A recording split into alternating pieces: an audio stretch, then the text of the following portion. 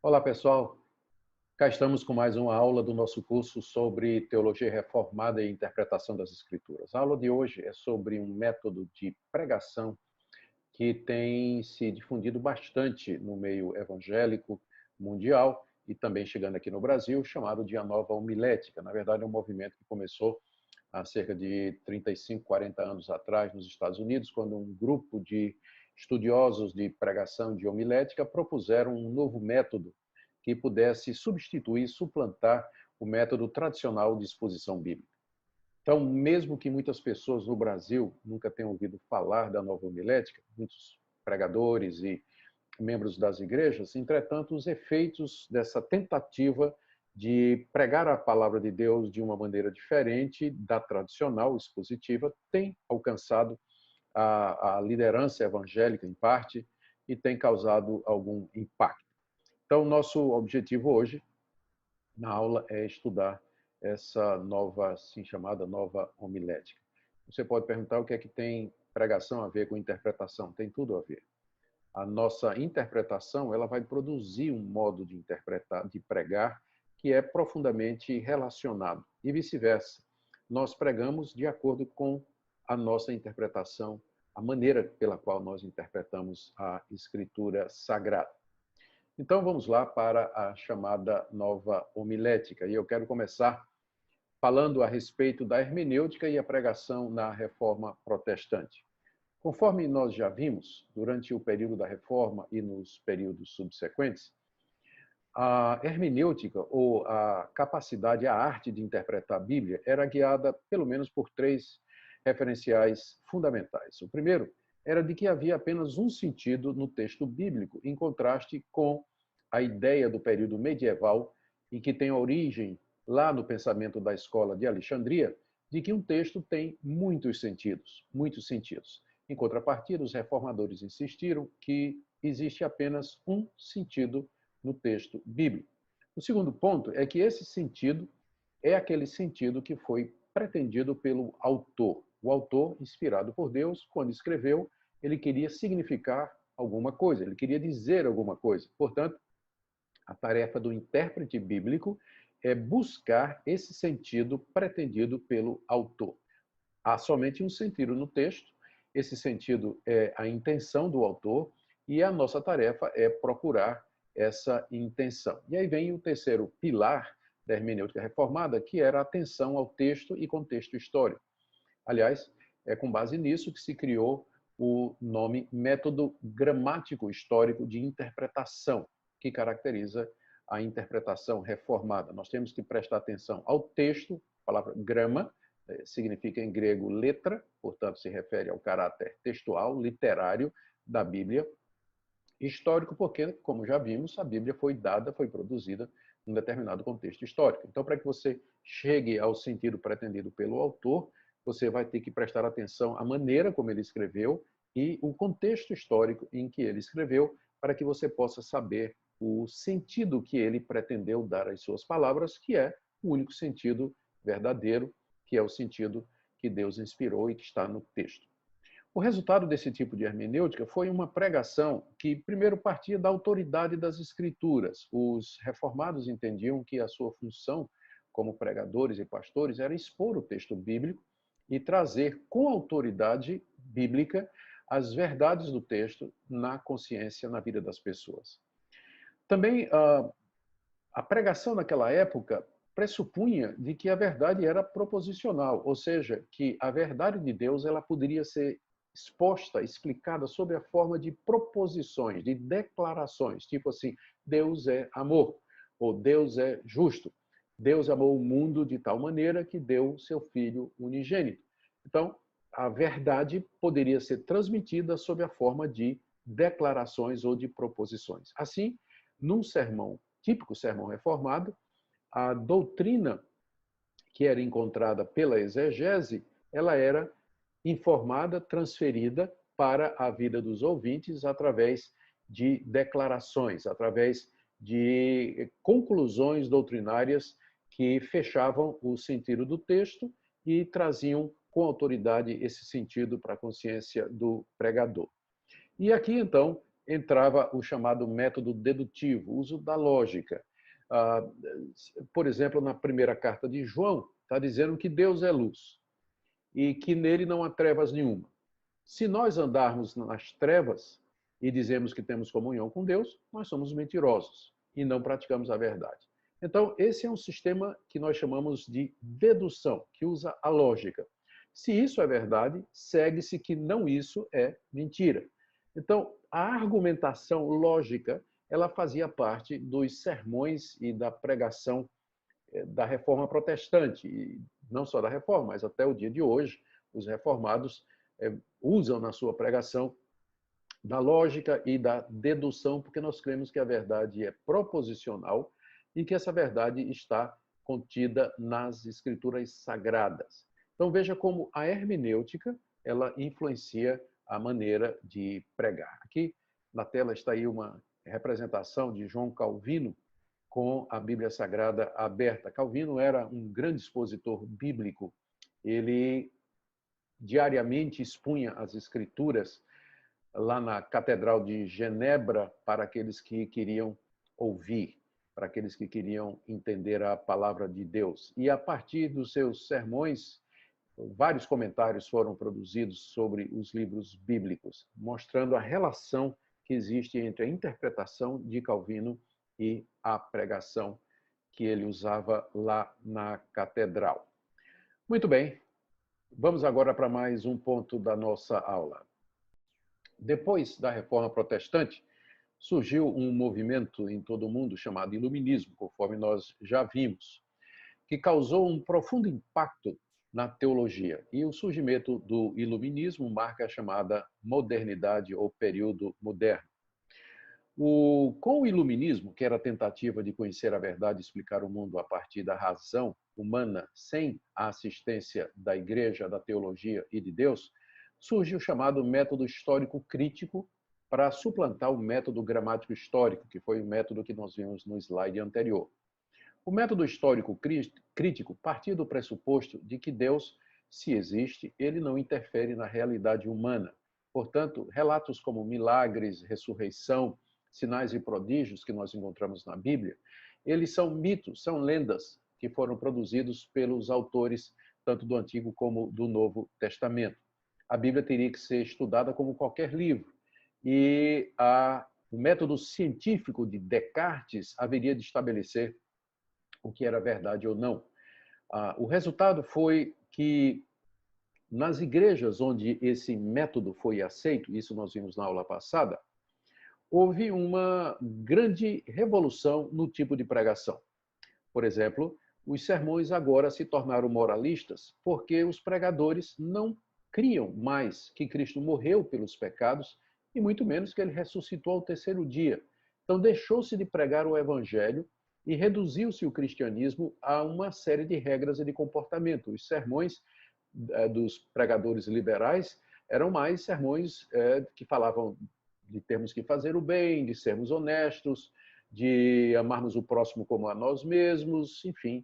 Mas não havia redenção, justificação, perdão de pecados, esperança da vida eterna, retorno de Cristo, absolutamente nada disso. E aí, então, esses pregadores começaram a dar ênfase na retórica, uma vez que eles não pregavam mais o evangelho no seu poder, na sua simplicidade, a retórica, ou seja, a arte de falar bonito, a arte de comunicar, passou a ser o foco do pregador. Então, os pregadores liberais eram grandes retóricos, falavam bem, usavam bem as frases, sabiam frases de efeito, manipulavam bem as palavras, eram grandes oradores, mas sem conteúdo bíblico, sem conteúdo evangélico. E aí, então, também abandonou-se os sermões doutrinários, uma vez que não se acreditava mais que a verdade pudesse ser imposta, não é? Que pudesse ser universal e que valesse para todas as pessoas. E a doutrina, ela é baseada na crença de que a Bíblia traz um sistema de verdades que podem ser sintetizados e aplicados através da teologia sistemática. Uma vez que não se cria mais na Bíblia como palavra de Deus, então se abandonou a pregação sobre adoção, por exemplo, pregação sobre justificação, ou a santidade de Deus e a nossa, e assim por diante. Aqui você tem um quadro famoso, onde você tem 18 dos pensadores iluministas mais famosos, como Beccaria, Buffon, Diderot, Hume, Kant, Locke, etc, etc, etc. Muito bem, vamos ver o impacto que a pós-modernidade, o movimento que surge depois do iluminismo, que impacto ele teve na teologia e também na pregação. A pós-modernidade, que tem início, alguns dizem, historicamente, com a queda do Muro de Berlim, a pós-modernidade postulava o abandono do ideal de verdade absoluta e dizia que a verdade era absolutamente relativa. Os pós-modernos, eles queriam abandonar a ideia que prevaleceu no iluminismo de que havia verdade e que essa verdade poderia ser alcançada através do método, através do uso correto da razão e de métodos científicos. Os pós-modernos disseram que aquilo não funcionava, porque depois de 300 e poucos anos de prevalência e do domínio do iluminismo na academia, nas universidades, nas artes, literatura e filosofia, ninguém tinha chegado realmente a um consenso do que era verdade nas questões mais fundamentais da vida humana. Em troca, então, eles disseram que a verdade não foi encontrada porque ela não existe, não há verdades absolutas. E aí temos que relativizar a verdade. A verdade é uma construção social, a verdade passa pela experiência de cada um vê o mundo de uma forma diferente, não existe verdade, mas verdades. Então, houve a relativização do conceito de verdade absoluta.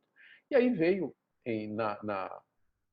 a reboque disso aí, o conceito do pluralismo inclusivista. Uma vez que a verdade é plural, todas as verdades são válidas e nós temos que incluir o pensamento, a opinião, a teologia, a interpretação da Bíblia de todos. Não podemos dizer que há uma única maneira de interpretar a Bíblia, não podemos dizer que há uma única verdade, mas nós temos que aceitar a pluralidade e incluir todas as opiniões, todas as teologias como sendo igualmente válidas, E aqui vem o conceito do politicamente correto. Politicamente correto é você se comportar no mundo plural, tendo sua própria verdade e sem condenar ou criticar a verdade alheia, uma vez que não existe uma verdade mais verdadeira do que outra, não é? Então, esse foi o resultado da relativização. O impacto disso na academia cristã, nas universidades cristãs, nos seminários, foi muito grande. Primeiro, desenvolveu-se uma nova hermenêutica. Em vez de se tentar agora descobrir qual o sentido do texto através da pesquisa gramático-histórica, o foco agora passa a ser na maneira como as pessoas compreendem. Então, nos estudos bíblicos, começaram a se usar as ferramentas que foram trazidas por teóricos da comunicação, como Gadamer, por exemplo, Foucault e tantos outros, Derrida, bastante conhecidos, que transformaram, na verdade, a hermenêutica em epistemologia, ou seja, como é que nós aprendemos, como é que o ser humano funciona. E aí o foco passou a ser nas experiências da pessoa, nos seus pressupostos e nas suas convicções e como elas afetam e determinam a leitura que você vai fazer do texto bíblico. A leitura que você vai fazer, na verdade, de qualquer texto. Ou seja, a verdade agora não está mais no texto bíblico, mas está no leitor. É o leitor que vai determinar o que é verdadeiro, à medida que ele se aproxima do texto, com suas experiências, com sua maneira de ver o mundo e a realidade. E aí surge, então, a nova homilética. A nova homilética, ela usa os resultados da nova hermenêutica, ela parte do conceito de relativização da verdade e ela tem ela introduz o chamado método indutivo de pregação. Ou seja, em vez de você conduzir a sua audiência através de declarações lógicas a uma conclusão acerca daquilo que a Bíblia está dizendo, você simplesmente vai induzir. Você não pode mais pregar com autoridade dizendo essa é a palavra de Deus, uma vez que a verdade é relativa e todo mundo tem sua própria verdade, não tem um discurso que seja mais autoritativo do que outro. Então, nesse novo tipo de pregação, que é baseado no método indutivo, perde-se a ênfase na autoridade do texto.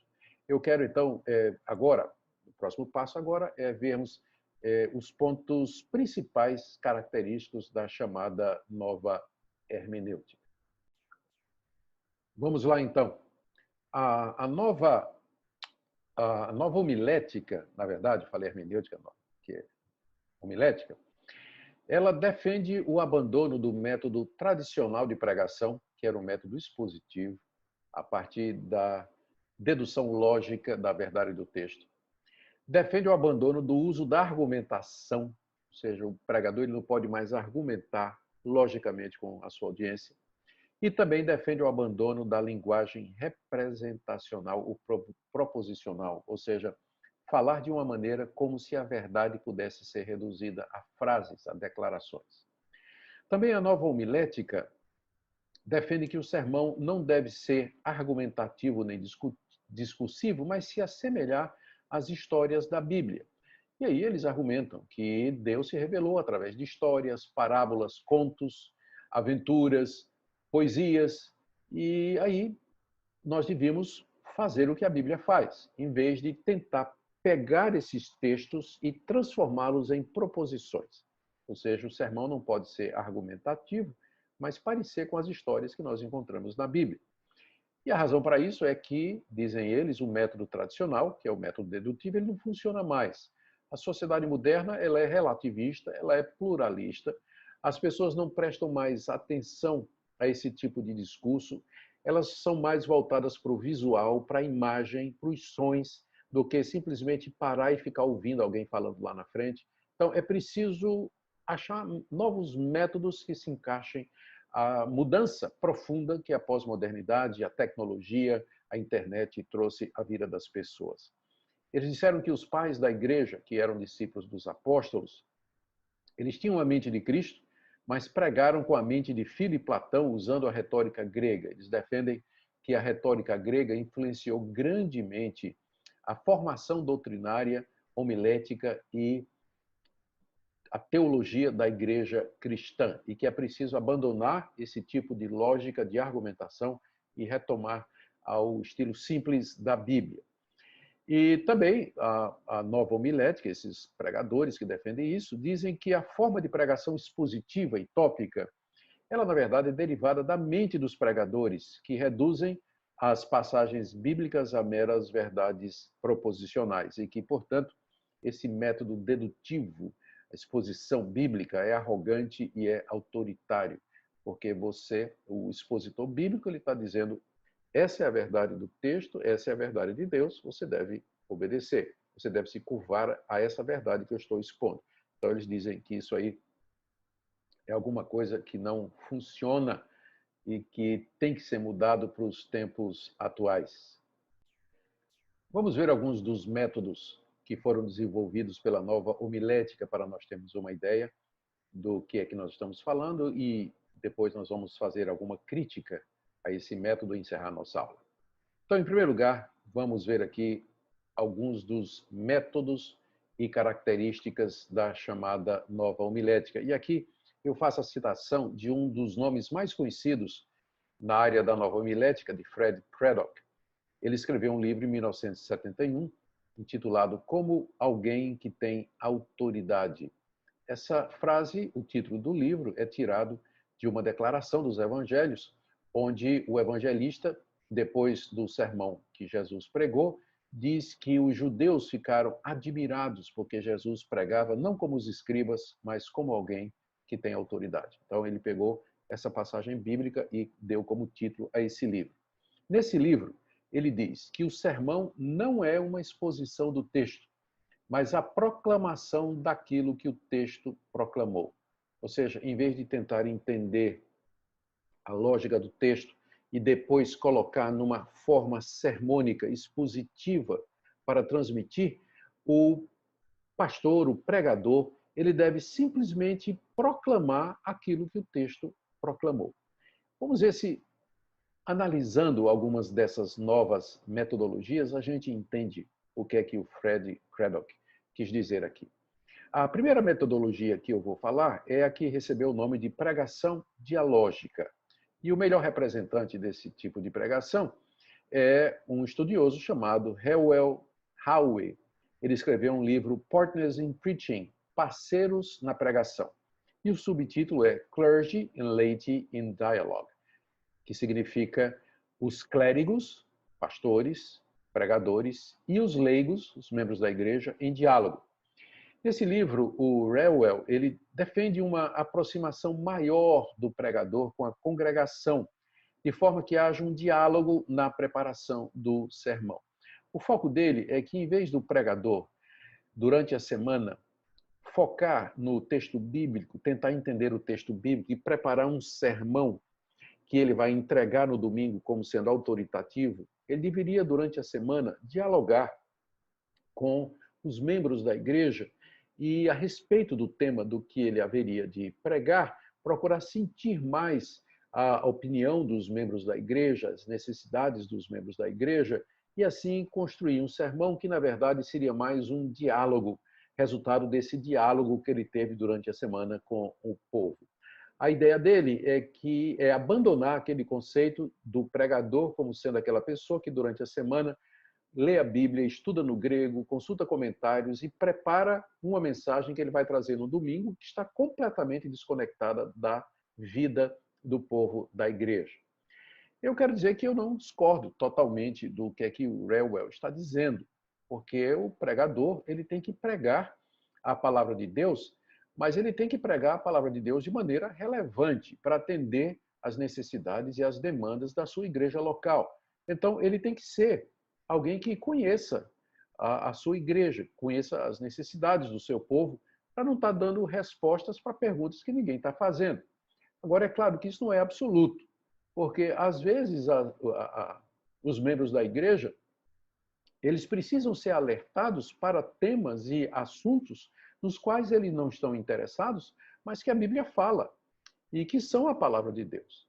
Então, o problema desse tipo de pregação é que ela valoriza demais a relevância ou a atualidade da pregação em detrimento daquilo que o pregador sabe, como ministro de Deus, que a sua igreja precisa.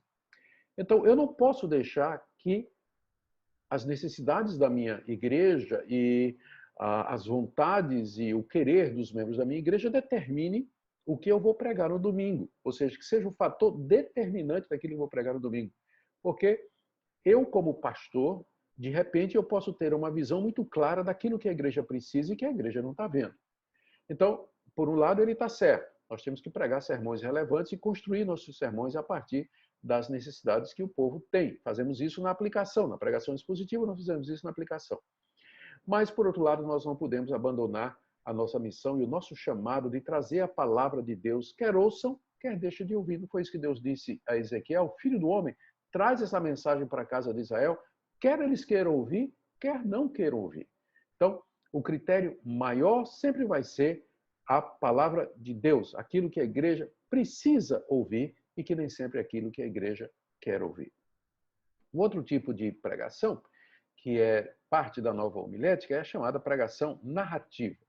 E aqui o defensor principal é o Charles Rice. Ele escreveu um livro de homilética, de pregação, intitulado Preaching the Story, que significa pregando a história. Ele diz que pregação é recontar as histórias da Bíblia, como, por exemplo, a história do filho pródigo, em uma versão atual em que o pregador encena os personagens do púlpito.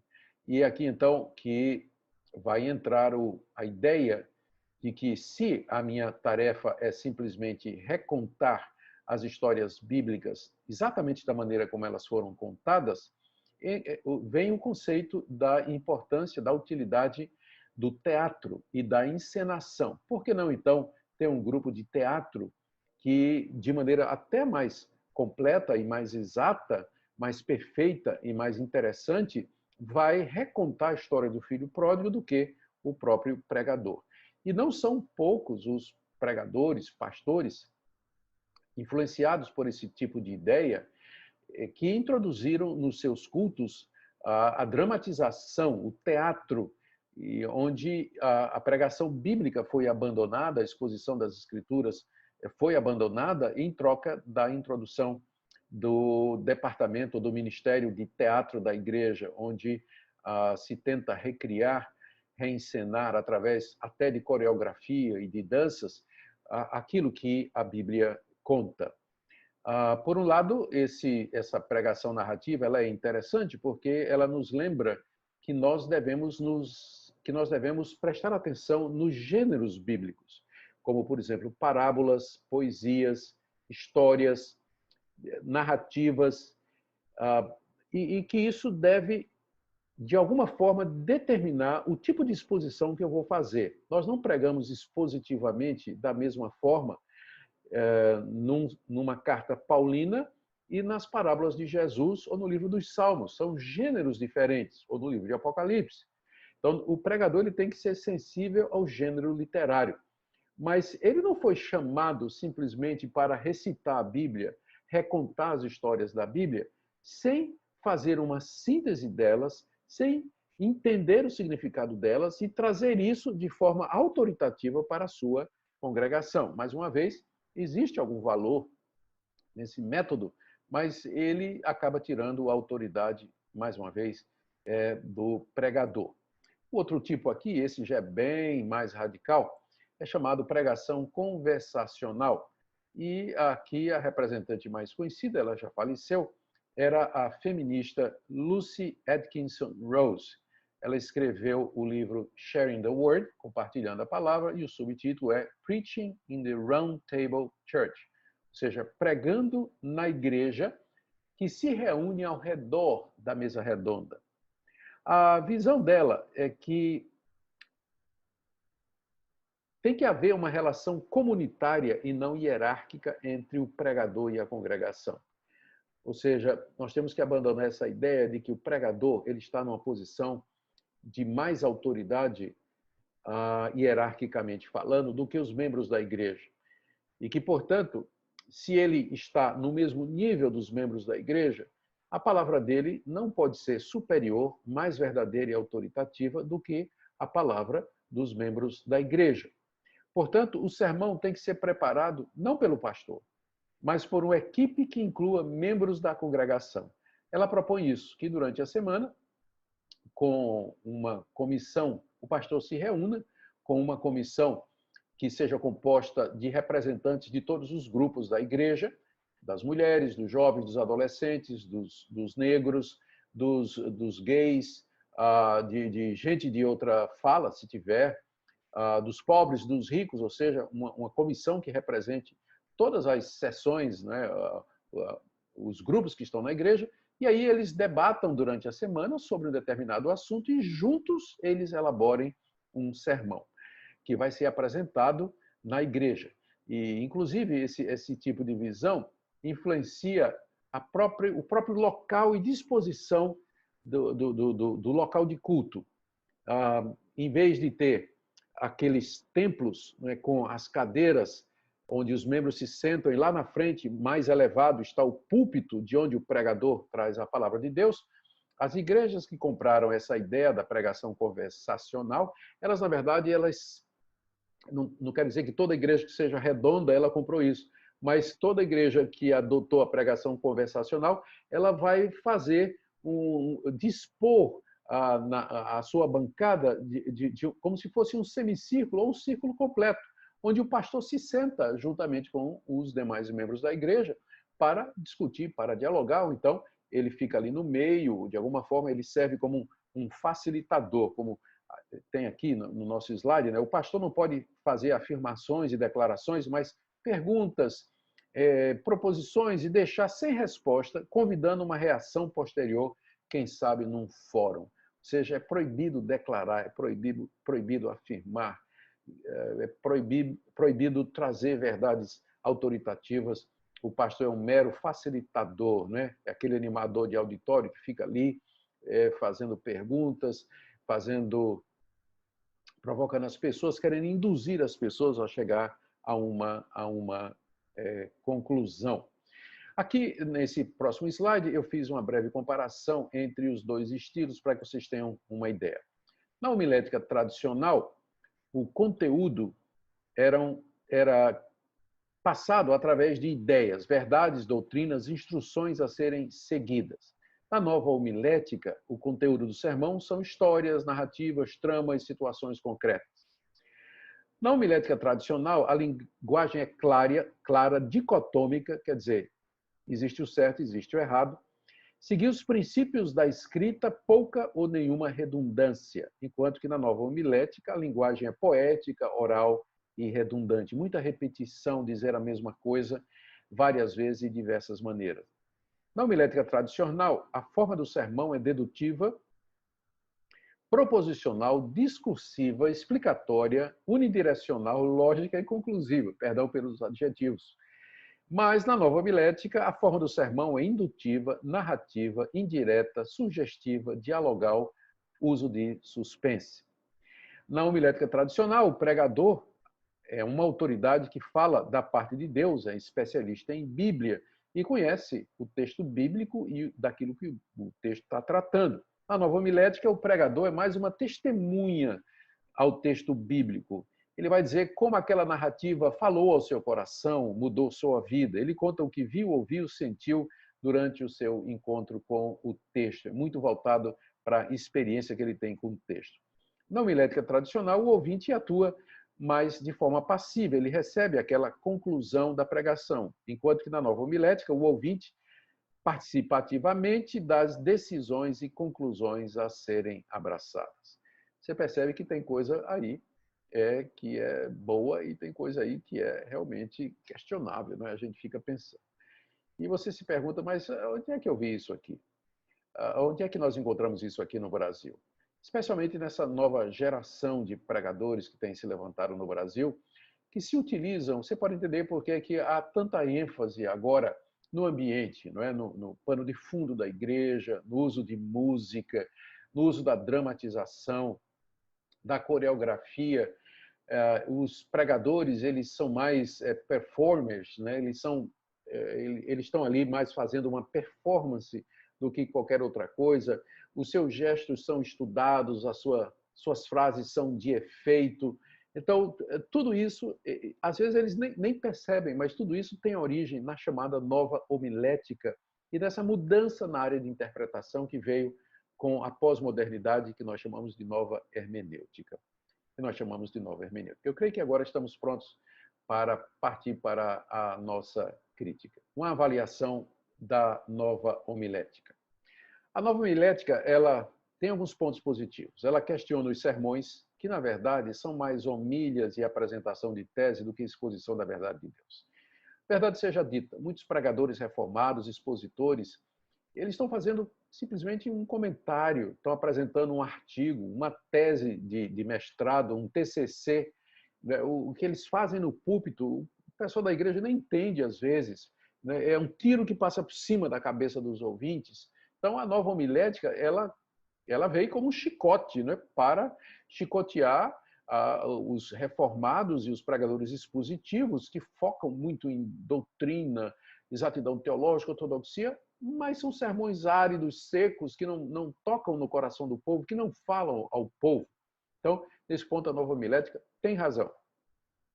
Ela também nos desperta para a necessidade de pregar sermões que sejam relevantes e práticos. Relevantes e práticos. É a conclusão do ponto anterior, né? Os pastores, expositores bíblicos, eles precisam despertar para isso. Nós temos que fazer exposições bíblicas que sejam relevantes e práticas e que tenham aplicação para a vida dos nossos ouvintes. Agora vamos às críticas.